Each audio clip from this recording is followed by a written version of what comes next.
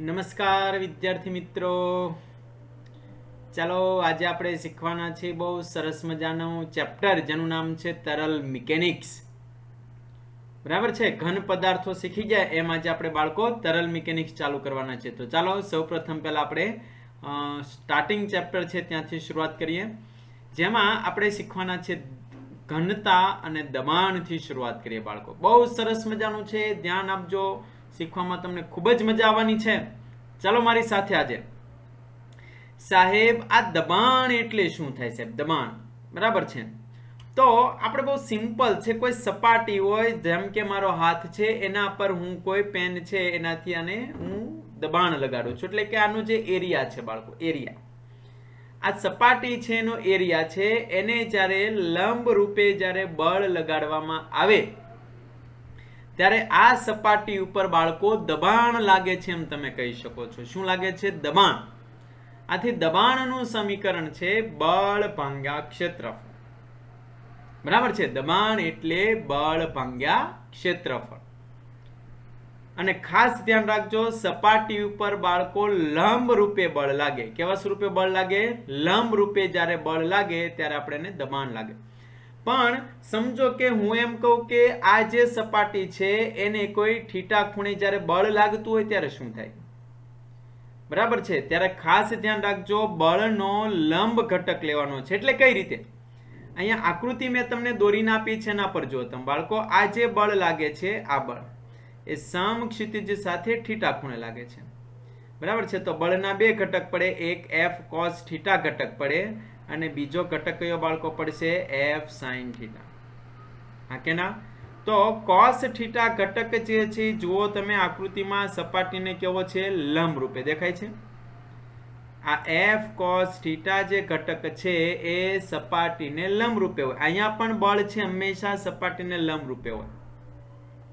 આપણી પાસે કોઈ તરલ હોય, બરાબર છે, સમજો કે આ પાત્ર છે એની અંદર તરલ છે, એની અંદર બાળકો મેં કોઈ એક ખંડ ધાર્યો છે. જો તમને આના પર પૂછવામાં આવે બળ કઈ રીતે લાગે, તો હંમેશા બળ છે એ સપાટીને લંબ રૂપે જ લાગે. એટલે બળ બરાબર દબાણ ઇન્ટુ ક્ષેત્રફળ થાય. આ કે ના?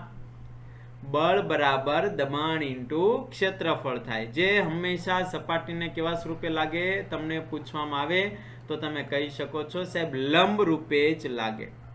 ઓકે, એટલે બહુ સહેલો ટોપિક છે. દબાણ એટલે બળ ભાગ્યા ક્ષેત્રફળ. અને ખાસ ધ્યાન રાખજો જ્યારે તમે એમસીક્યુ સોલ્વ કરો ત્યારે, બરાબર છે સાહેબ, એમસીક્યુ સોલ્વ કરો ત્યારે ટોપિક વાઇઝ એમસીક્યુ સોલ્વ કરજો. આજે તમને ચેપ્ટર શીખવાડીએ છીએ એના તરત તમને એમસીક્યુ મળતા રહેશે, એટલે તમે સાથે ચાલશો, બહુ સરસ મજાના તમે ટોપિક સોલ્વ કરી શકશો. ચાલો સાહેબ, હવે અહીંયા મેં તમને લખ્યું છે એમ કે જો બળ છે એ થીટા ખૂણે લાગતું હોય કોઈ સપાટી સાથે, તો બળનો ખૂણાની નજીકનો ઘટક કયો લાગે? F cos theta. જે સપાટીને લંબ રૂપે લાગે છે, તો અહીં દબાણનું સમીકરણ થશે દબાણ બરાબર એફ કોસ થીટા ભાગ્યા એ. દબાણ P બરાબર એફ કોસ થીટા ભાગ્યા એ તમે કહી શકો છો. રેડી? હવે આ દબાણનું સાહેબ એકમ શું થાય? ભાઈ એના તો બહુ બધા એકમો છે, ખાસ ધ્યાન રાખજો, તમને થિયોરેટિકલ એમસીક્યુ માં પૂછે નીટ વાળાને. દબાણ એટલે બળ ભાગ્યા ક્ષેત્રફળ. બળ એટલે ન્યૂટનમાં માપીએ છીએ. હા કે ના? બળ એટલે ન્યૂટન છેદમાં મીટર સ્ક્વેર. બહુ સિમ્પલ થઈ ગયું કે નહીં થઈ ગયું ભાઈ? દબાણ એટલે બળ ભાગ્યા ક્ષેત્રફળ એટલે ન્યૂટન પ્રતિ મીટર સ્ક્વેર. અને દબાણનો બીજો એકમ છે પાસ્કલે શોધેલો છે, એટલે આપણે એને પાસ્કલ કહીએ છીએ બાળકો. શું કહીએ છીએ? એને પાસ્કલ કહીએ છીએ. રેડી?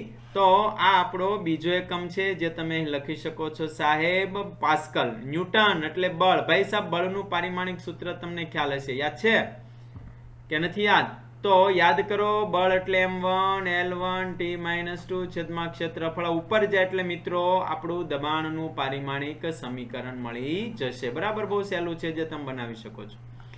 હવે બાળકો એક ખાસ ધ્યાન રાખો, દબાણના જુદા જુદા એકમો છે ભાઈ. કેવા એકમો છે? દબાણના જુદા જુદા એકમો. તો પાસ્કલ એ સાહેબ, એક પાસ્કલ એટલે કેટલું થાય? બરાબર, એક પાસ્કલ એટલે 1 ન્યૂટન પ્રતિ મીટર સ્ક્વેર લખાય. બરાબર છે. આ ઉપરાંત આપણે દબાણ માપવાના બીજા એકમો છે, એમાં 1 બાર એટલે કેટલા પાસ્કલ થાય બાળકો? આ તમને એમસીક્યુ માં પૂછી શકે. તો અહીંયા મેં લખ્યું છે કે 1 બાર એટલે 10⁵ પાસ્કલ થાય, બરાબર. અને ઘણીવાર આપણે થર્મોડાયનેમિક્સમાં લખી ગયા એક એટમોસ્ફેરિક પ્રેશર 1 atm એટલે કે એટમોસ્ફેરિક પ્રેશર.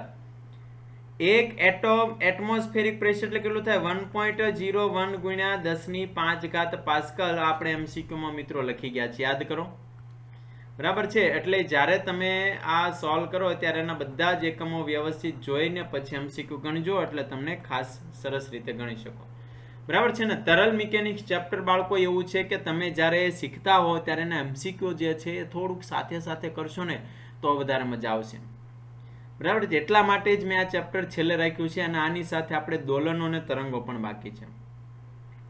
આ ચેપ્ટર છેલ્લે રાખવાનું રીઝન છે કે જો તમે વ્યવસ્થિત શીખવા માંગતા હો તો ટોપિક સાથે એમસીક્યુ ક્લિયર કરો એટલે બહુ સારી રીતે સરળતાથી ગણતરી કરી શકો છો. ચાલો સાહેબ, આ ઉપરાંત દબાણના બીજા એકમો છે એની વાત કરો ને સાહેબ. એક વાતાવરણ દબાણ અને એટમોસ્ફેરિક પ્રેશર કહીએ છીએ જે 1.05 ગુણ્યા 10⁵ પાસ્કલ છે. અને આ ઉપરાંત ટોર પણ એ દબાણનો એકમ છે બાળકો. ટોર, એક ટોર એટલે 133.28 પાસ્કલ છે, એ એક ટોર બરાબર થાય. ઓકે, તો સાહેબ આ તમે જે ટોપિક કીધા છે બરાબર છે, એને ઉપરાંત કોઈ એકમ છે. ઘણી વાર તમને મર્ક્યુરી પ્રેશર કહેવામાં. મર્ક્યુરી પ્રેશર કઈ રીતે માપવામાં? ભાઈ સાહેબ, આ સમુદ્રની સપાટી છે એમાં મર્ક્યુરી સ્તંભ મૂકવામાં આવે, બરાબર છે. અને આની અંદર મર્ક્યુરી એટલે પારો લેવામાં આવે.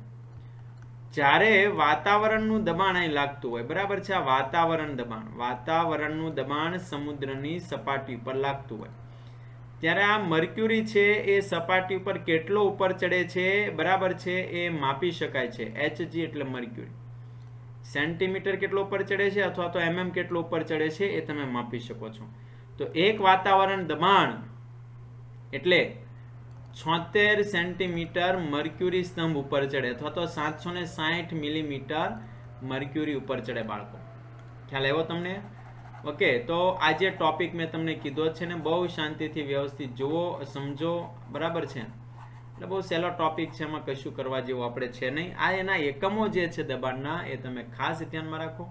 અને માત્ર પહેલો ટોપિક છે દબાણના એકમો છે, દબાણનું સમીકરણ છે, એના એમસીક્યુ તમે બાળકો સોલ્વ કરો, બરાબર છે. ત્યારબાદ આપણે લઈએ છીએ ઘનતા. શું લઈએ છીએ? ઘનતા. સાહેબ ઘનતા એટલે શું? તો ઘનતા આપણે શીખી ગયા છો ઓલરેડી. ઘનતા એટલે દળ ભાગ્યા કદ થાય. પણ અહીંયા આપણે વિશિષ્ટ ઘનતા એટલે કે સાપેક્ષ ઘનતા શીખવાના છે. અને જુદા જુદા ઘનતાના સમીકરણ બનાવતા બાળકો આપણે શીખવાના છે. એટલે મારી સાથે થોડુંક ધ્યાન રાખશો તો બહુ સહેલી રીતે દબાણ અને ઘનતા શીખી શકશો. રેડી? ચાલો સાહેબ, ઘનતા એટલે શું થાય જરાક એના પર પ્રકાશ પાડો એટલે અમે ઘનતાના ટોપિકને શીખી શકીએ સરસ મજાનું. તો અહીંયા જો કે ભાઈ પદાર્થનું દળ અને કદનો ગુણોત્તર લેશો એટલે આપણે એને ઘનતા કહીએ છીએ. ઘનતા બરાબર દળ ભાગ્યા કદ. એનો એકમ શું થશે બાળકો? ઘનતાનો એકમ થશે કિલોગ્રામ. અને નીચે કદ છે. કદ એટલે શું થાય? બોલો બોલો. કદ એટલે ઓકે, કદ એટલે મીટર ક્યુબ થાય. તો કેજી પ્રતિ મીટર ક્યુબ. એને સીજીએસ માં લખવું હોય તો આ ગ્રામ લખાય અને નીચે સેન્ટીમીટર નો ઘન લખાય. શું લખાય ભાઈ? બરાબર છે. સમજો કે હું તમને આને ફેરવતા શીખવાડું કે કિલોગ્રામ પ્રતિ મીટર નો ઘન છે તો કિલોગ્રામ ને ગ્રામમાં લખાય ને મીટર ને સેન્ટીમીટર નો ઘન લખાય. ઓકે, તો આની બરાબર કેટલા થાય? તો 10⁻³ કેજી થાય 1 ગ્રામ ની અંદર. ને સેન્ટીમીટર એટલે 10⁻² નો ઘન એટલે મીટર ક્યુબમાં થઈ ગયું. આ ઉપર જાય એટલે મિત્રો આ 1 ગ્રામ પ્રતિ સેન્ટીમીટર નો ઘન બરાબર આપણને મળે 10⁻³ કેજી પ્રતિ મીટર ક્યુબ મળે. બરાબર છે. તો આ તમે ખાસ ધ્યાનમાં રાખશો એટલે સરસ મજાનું તમે કહી શકો છો. હા કે ના? બરાબર છે. તમે કન્વર્ટ કરતા શીખી જાઓ બાળકો એટલે તમને આ ટોપિક ખ્યાલ આવી જશે કે ભાઈ 1 ગ્રામ પ્રતિ સીસી એટલે 10⁻³ કિલોગ્રામ પ્રતિ મીટર ક્યુબ થાય. હે સાહેબ, એનું પારિમાણિક સૂત્ર અરે ભાઈ દળ એટલે m1 નીચે l ક્યુબ ઉપર જેટલે l ની -3 t0. હા કે ના? ઓકે, સરસ મજાનું તમે લખી શકો છો આપણી ઘનતાથી. રેડી સાહેબ? Okay okay. હવે હું તમને શીખવાડવા માંગુ છું બાળકો વિશિષ્ટ ઘનતા અને ઘનતાના જુદા જુદા સમીકરણો. ઘનતાનું એક જ સમીકરણ છે, ઘનતા એટલે દળ ભાગ્યા કદ. શું થાય? ઘનતા એટલે દળ ભાગ્યા કદ. ઓકે, હવે હું અહીંયા તમને સમજાવું છું કે ભાઈ વિશિષ્ટ એટલે સાપેક્ષ ઘનતા કોની સાપેક્ષ ગણવાની? તો કે કોઈ પદાર્થની ઘનતા જે છે એને પાણીની સાપેક્ષે લેવામાં આવે. કોની સાપેક્ષે બાળકો લેવામાં આવે? પાણીની સાપેક્ષે. ધ્યાન રાખજો. તો જ્યારે તમે ઘનતાના એમસીક્યુ સોલ્વ કરતા હો ત્યારે જો કોઈ વિશિષ્ટ ઘનતા પૂછે કે સાપેક્ષ ઘનતા પૂછે તો ઉપર તમારે પદાર્થની ઘનતા મેળવવાની, નીચે તમને પાણીની ઘનતા આપી છે, જેનો ભાગાકાર કરશો એટલે તમને બાળકો વિશિષ્ટ ઘનતા મળશે, જેને આપણે સાપેક્ષ ઘનતા પણ કહી શકીએ છીએ. ઓકે, હવે હું તમને બીજો ટોપિક લઈ જાઉં કે ભાઈ M1 અને M2 દળના બે પદાર્થો છે જેની ઘનતા ρ1 અને ઘનતા ρ2 છે. ફરીથી બોલું છું, આપણી પાસે બે પદાર્થો છે, M1 દળનો પદાર્થ અને M2 દળનો પદાર્થ, જેની ઘનતા આપણે લઈએ છીએ ρ1 અને ρ2. બરાબર છે? તો આપણે જો એની ઘનતા ρ1 અને ρ2 લઈએ બાળકો, તો એને મિશ્રણ કરી દઈએ તો મિશ્રણની સંયુક્ત ઘનતા કેટલી થાય? બહુ સિમ્પલ છે. મિશ્રણની ઘનતા ઇઝ ઇક્વલ ટુ દળ મિક્સ કરી દો છેદમાં કદ મિક્સ કરી દો. હા કે ના? તો બે પદાર્થ છે એનો દળનો શું થાય? M1 વત્તા M2 સરવાળો થાય. હવે રકમમાં કદ તો આપ્યું નથી. ઓકે, તો ચાલો મેન સમીકરણ જો, ઘનતા બરાબર દળ ભાગ્યા કદ. તો કદ બરાબર દળના છેદમાં ઘનતા લખાય. Okay, simple. તો પહેલું કદ થાય M1 ના છેદમાં ρ1, બીજું થાય M2 ના છેદમાં ρ2. હા કે ના? જો બેના દળ સરખા હોય તો શું થાય બાળકો? દળ સરખા હોય તો ઉપર 2m થઈ જાય, આમાંથી એમ બહાર કાઢી લો, 1/ρ1 પ્લસ 1/ρ2 લખાય. ધ્યાન રાખજો, સમીકરણ આપણે મેળવતા શીખવાનું છે, ગોખવાનું નથી. બરાબર છે ને? યાદ રહી જાય તો કોઈ વાંધો નથી. તો આ m ઉડી જાય, ક્રોસ ગુણાકાર કરો બાળકો, એટલે આપણો જવાબ થશે ઉપર 2 વધે, નીચે ક્રોસ ગુણાકાર ρ1 વત્તા ρ2 અને ઉપર જાય ρ1 ઇન્ટુ ρ2. આ કે ના? તો આપણું સમીકરણ બની ગયું કે નહીં બની ગયું? ઓકે, બહુ સિમ્પલ છે. તમે સરસ મજાનું આ સમીકરણ બનાવી શકો છો, જે મેં તમને અહીંયા કઈ રીતે બને છે એકવાર કીધું. છતાં પણ કોઈ પ્રશ્ન થાય તો ફરી એકવાર તમે મને મેસેજ કરી અને જાણ કરજો કે જેથી હું તમને ગણાવી શકું. ઓકે સાહેબ, ચાલો ફટાફટ. હવે રકમમાં તમને V1 અને V2 કદ આપ્યું છે. શું આપ્યું છે બાળકો? રકમમાં તમને V1 અને V2 ની ઘનતા ρ1 ρ2 છે. તો મિશ્રણની ઘનતા કેટલી થાય? અરે સાહેબ, આ પણ બહુ સિમ્પલ છે. મિશ્રણની ઘનતા ρ મિક્સ બરાબર M મિક્સ છેદમાં કદ મિક્સ લખાય કે ન લખાય? રકમમાં દળ તો આપ્યું નથી ભાઈ સાહેબ. ઘનતા બરાબર દળ ભાગ્યા કદ થાય, ને દળ બરાબર શું લખાય? ઘનતા ઇન્ટુ કદ લખાય કે ન લખાય? ચાલો, તો અહીં લખું છું ρ1 V1 વત્તા ρ2 V2 છેદમાં કદ V1 વત્તા V2 લખાય, જે રકમમાં આપ્યું છે તમને.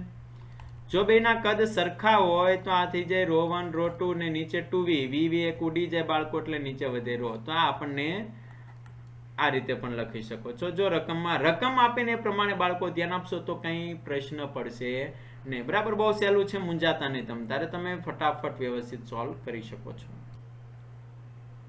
તો આ આપણે ઘનતાનું જે ટોપિક જોયો ત્યારબાદ હવે સાહેબ આપણે તાપમાન અને ઘનતાનો સાહેબ સંબંધ લાવવો છે. ફરીવાર કહું છું, તાપમાન અને ઘનતાનો સંબંધ લાવવો છે. તો સમીકરણ તમને ખ્યાલ છે કે ભાઈ સાહેબ આપણી પાસે પ્રારંભિક અને અંતિમ ઘનતા છે. તો પ્રારંભિક ઘનતા એટલે દળ ભાગ્યા પ્રારંભિક કદ થાય. બરાબર છે ને? અંતિમ ઘનતા પદાર્થની એટલે દળ ભાગ્યા કદ. જો આ બે સમીકરણનો ગુણોત્તર લેવામાં આવે તો શું થાય? એમના છેદમાં v બરાબર છે પ્રારંભિક અંતિમ, અને અહીંયા મૂકે છે આ અંતિમ. આ દળ ઉડી જાય બાળકો તો v0 છેદમાં v થાય.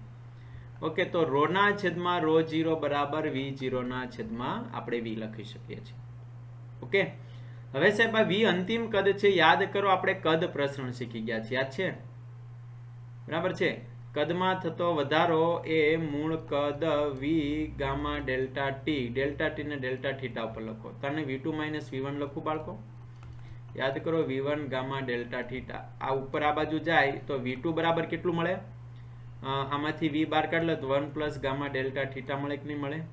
ઓકે, તો આજે આપણને મળે છે 1 પ્લસ ગામા ડેલ્ટા થીટા. ભાઈ સાહેબ, આમાં તમે જુઓ જરા, આ v2 અંતિમ કિંમત અહીં મૂકી દઉં તો v0 છેદમાં v0 1 plus gamma delta theta. આ પ્રારંભિક છે એટલે v0 આ ઉડી જાય.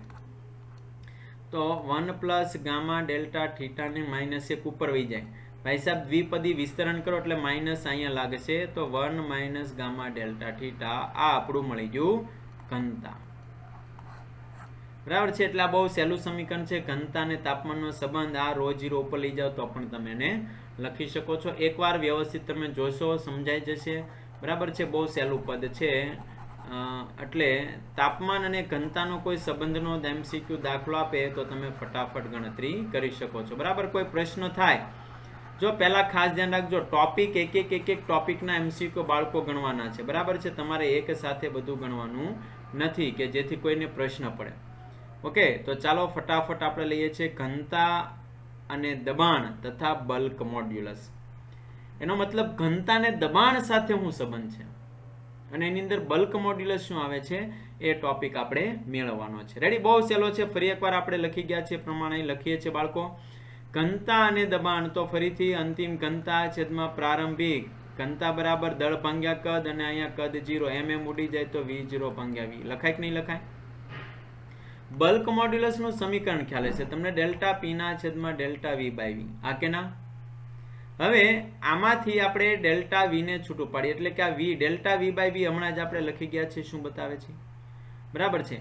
તો આમાંથી બાળકો આપણે અંતિમ V ને કરતા બનાવે, એટલે V છે ને આપણે કરતા બનાવે, તો આમાંથી આપણું સમીકરણ બને V બરાબર V0 1 માઇનસ ડેલ્ટા P ના છેદમાં બલ્ક મોડ્યુલસ B.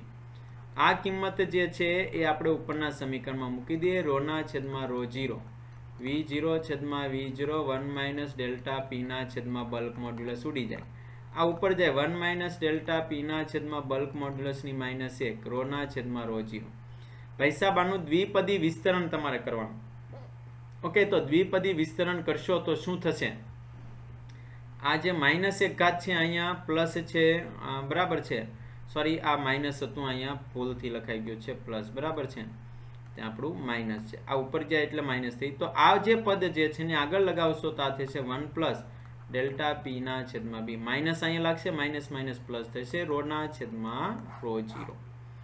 ઓકે, બહુ સહેલું સમીકરણ છે બાળકો. વ્યવસ્થિત મેં બાજુમાં લખીને આપ્યું છે, જેની PDF ફાઇલ તમને 100% મળી જશે. એટલે એકવાર વ્યવસ્થિત ધ્યાન આપીને સોલ્વ કરશો, મજા આવી જશે. બરાબર છે.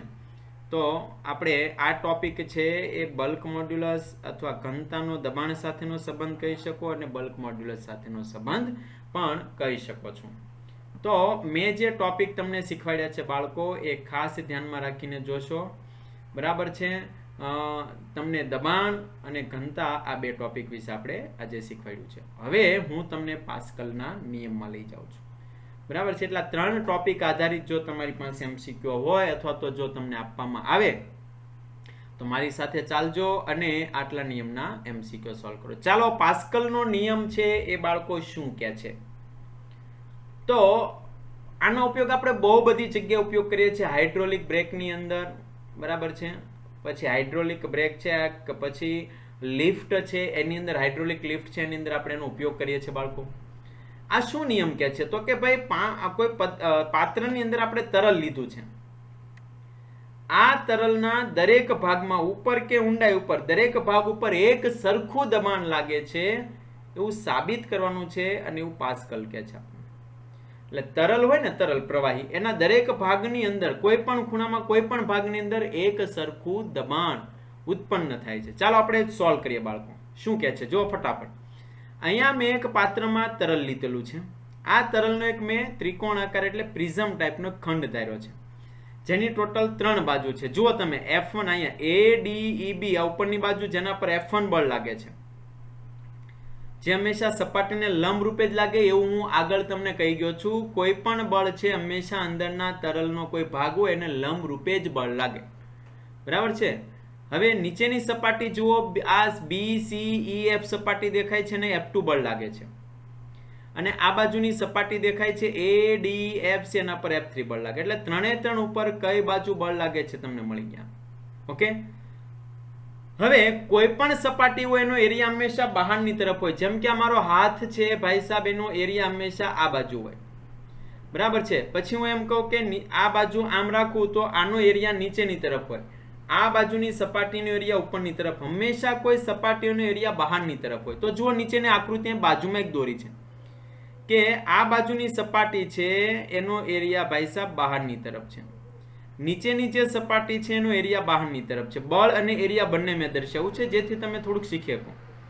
હવે મેન વાત જે છે એના પર ફોકસ કરવાની છે તમારે, કે જે હું આ બાજુ પર જે તમને બળ લગાડું છું એના પર તમારે જોવાનું છે કે F1 બળ આ બાજુ લાગી રહ્યું છે, આ સપાટી તમને જ્યાં દેખાય છે આ સપાટી ઉપર. ઓકે, હવે આના બે ઘટકો પડે બાળકો. આ F1 જે બળ છે થીટા ખૂણે લાગી રહ્યું છે, તો ખૂણાની નજીકનો ઘટક પડે F1 cos થીટા પડે, અને એની સામેનો ઘટક પડે F1 sin થીટા પડે. ઓકે, હવે આ જે ખંડ આપણે લીધો છે એનો એરિયા ભાઈ સાહેબ છે એ બહારની તરફ છે. સમજો કે આની આજ આકૃતિમાં દોરું, આનો એરિયા જે છે ને બહારની તરફ છે, જેના પણ બે ઘટકો પડે, કારણ કે એરિયા છે થીટા ખૂણે ગોઠવાયેલો છે. આ ખૂણો થીટા લઈએ તો અહીં જોશો કે ભાઈ એરિયા A1 cos થીટા થાય અને આ બાજુનો એરિયા થાય A1 sin થીટા થાય. રેડી? હવે ત્રણે ત્રણ ઘટકને બહુ શાંતિથી વ્યવસ્થિત તમે જુઓ એટલે તમને એક વસ્તુ દેખાશે. આમાં જુઓ, A2 ઘટક તમને દેખાય છે, A2 એ નીચેની તરફ છે, તો આ A1 ઘટક એનો ક્યાં છે? ઉપરની તરફ. એટલે આ બે ઘટકો પરસ્પર વિરુદ્ધ દિશામાં છે, એટલે એકબીજાને સમતોલે છે. એટલે હું લખી શકું છું ભાઈ કે A2 બરાબર A1 sin થીટા થાય. હમણાં મેં નીચે લખેલું જ છે પણ આમાં આકૃતિમાં સમજાવું તમને. હવે બીજી વસ્તુ જુઓ કે અહીંયા A3 ઘટક આ બાજુ જાય છે તો A1 આ બાજુ જાય છે. જુઓ, આ બાજુ જાય છે તો આ A1 આ બાજુ જાય છે. તો લખી શકાય કે A3 ને કોણ સમતોલે છે? તો કે A1 cos થીટા સમતોલે છે ભાઈ. એવી જ રીતે બળ જુઓ, બળ મિત્રો F3 બળ અંદર લાગે છે તો F1 એનો વિરોધ કરે છે, તો લખી શકાય F3 બરાબર F1 sin થીટા. લખાય કે ન લખાય? એવી જ રીતે આ F2 બળ તમે જુઓ ઉપર લાગે છે તો એને કોણ નીચે સમતોલે છે? તો કે આ બાજુ જે મેં લખ્યું છે જુઓ F1 cos થીટા દેખાય છે મિત્રો, તો એને સમતોલે છે F1 cos થીટા. તો આ જે બળ સમતોલે છે અને આ એરિયા સમતોલે છે એને ધ્યાનમાં રાખીને દરેક ખંડ ઉપર આપણે દબાણનો નિયમ લગાડીએ. ચાલો, દબાણ એટલે બળ ભાગ્યા ક્ષેત્રફળ. રેડી? તો આ જે ઉપરની આકૃતિ તમને જે મેં દોરીને આપી છે બાળકો, બરાબર છે, એ તમને જો ન સમજાય તો એકવાર આપણે નીચે લઈ લઈએ ફરી એકવાર, બરાબર છે, એટલે તમે સરસ મજાનું શીખી શકો. ચાલો એકવાર ફરીથી આકૃતિની છે એ કોપી કરી લઉં છું, અહીંયા જોઈ લઈશું જેથી તમે એનો અભ્યાસ કરી શકો. બરાબર છે, Ctrl C અને આપણે એનો કોપી કરી લીધી છે, જેને આપણે નીચે લઈ જઈએ બાળકો. ઓકે, ચાલો આ આકૃતિ મેં અહીંયા નીચે મૂકી છે, જરાક એનો અભ્યાસ કરજો. જુઓ, ટોટલ કેટલા ખંડ છે? 3. ADEB, CFEB અને ADC 3 ભાગ બતાય છે તમને. ઓકે, એટલે આ 1, આ 2 અને આ 3 ભાગ દેખાય છે. હવે મેં તમને કીધું એમ કે આના ઘટકો જો તમે પાડશો તો A2 ને કોણ સમતોલે છે ભાઈ? A2 ને A1 ઘટક સમતોલે છે ને A3 ને A1 ઘટક A1 sin થીટા સમતોલે. તેમજ F2 ને F1 સમતોલે છે ને F3 ને F1 sin થીટા ઘટક સમતોલે છે, જેમાં અહીં આકૃતિમાં ઉપર દોર્યું છે. એકવાર જોશો જરા. હવે પહેલી સપાટી છે એના પર દબાણનો નિયમ લગાડશો તો દબાણ બરાબર બળ ભાગ્યા ક્ષેત્રફળ થાય. સપાટી 2 જે તમને આજે સપાટી દેખાય છે એના પર નિયમ લગાડશો એટલે F2 ના છેદમાં A2 લખાય. F2 ને એનો એરિયા કઈ બાજુ છે? બહારની તરફ. હવે F2 બરાબર તો આપણને ખબર છે F1 cos થીટા લખાય, અને A2 બરાબર એને સમતોલતો ઘટક કોણ છે ભાઈ? હમણાં જ આપણે લખી ગયા. A2 બરાબર આપણે લખીએ છીએ A1 cos થીટા ઘટક. તો cos જો બંને બાજુ છૂટી જાય તો ફરીથી આપણને મળી જાય F1 ના છેદમાં A1. તેવી જ રીતે આ A3 ઘટક બહારની તરફ છે તો એમાં પણ થાય F3 ના છેદમાં A3 થાય. F3 ને કોણ સમતોલે છે? તો એનો સામેનો ઘટક અહીં મેં લખી દીધું છે F1 sin થીટા, અને A1 sin થીટા ને સમતોલે છે. તો ભાઈ સાહેબ એ કિંમત મૂકી દેશો. બરાબર છે, અહીંયા મિસ્ટેક થી લખાઈ ગયું છે ભાઈ cos થીટા, અહીંયા આપણે ઇરેઝ કરીએ અને ત્યાં sin થીટા લખી નાખીએ. રેડી? તો અહીંયા આપણે લખીએ છીએ આને સમતોલે છે sin થીટા. તો sin થીટા બે ઉડી જશે, ફરીથી આપણને F1 ના છેદમાં A1 મળી ગયું. તો ત્રણે ત્રણ દબાણના સમીકરણ જુઓ ભાઈ, એ P1 P2 અને P3 ત્રણે ત્રણ દબાણ P1 = P2 = P3 ત્રણે ત્રણ દબાણ આપણને કેવા મળે છે બાળકો? સમાન મળે છે. બરાબર છે. તો પાસ્કલનો નિયમ કહે છે કે ભાઈ તરલ જે આપણી પાસે તરલ હોય એના દરેક બિંદુ પર, એટલે તમે કોઈ પણ દોરી શકો છો. અહીંયા આકૃતિમાં કે ભાઈ અહીંયા પૂછે આ જેટલા રાઉન્ડ કરું છું ત્યાં કોઈ પણ ભાગ ઉપર દબાણ હંમેશા કેવું હોય છે? સમાન હોય. એટલે તરલના કોઈ પણ ભાગ ઉપર બાળકો દબાણ આપણને છે એ એક સમાન મળે છે, જે પાસ્કલનો નિયમ છે. આ ઉપરાંત પાસ્કલના નિયમના ઉપયોગો પણ છે, બરાબર છે, જે આપણે નેક્સ્ટ લેક્ચરમાં જોવાના છે બાળકો. હાઇડ્રોલિક લિફ્ટ છે, બરાબર છે, હાઇડ્રોલિક બ્રેક છે, ત્યારબાદ ઊંડાઈ સાથે દબાણમાં થતો ફેરફાર અને એની અલગ અલગ આકૃતિઓ તમને એમસીક્યુમાં પૂછે, જે આપણે જોવાના છે. ઓકે, તો એમસીક્યુ આપું એને તમે મિત્રો સોલ્વ કરજો. Thank you two watch physics.